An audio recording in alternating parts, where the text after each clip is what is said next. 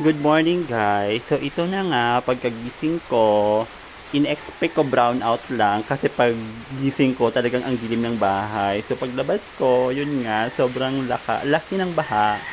Grabe, first time ko talaga to ma-experience mula pagkabata ko. Ngayon lang talaga kami binaha dito. Siguro kung nagkakaroon man ng baha-baha na yan, siguro sa labas lang ng kalsada, never talaga pumapasok sa loob ng bahay namin. So, ayan, as you can see, 'di ba? Ang sobrang taas ng baha sa labas ng kalsada namin ngayon. Yan yung mga kapitbahay ko, 'di ba? Hanggang tuhod nila yung baha. First time talaga na nagkaroon dito ng sobrang taas ng baha. So, ewan ko lang ha, kasi ngayon lang naman ako nandito for so many years. Pero, never talaga kami pinapasok ng baha sa loob ng bahay namin. So, yun, makikita niyo yung mga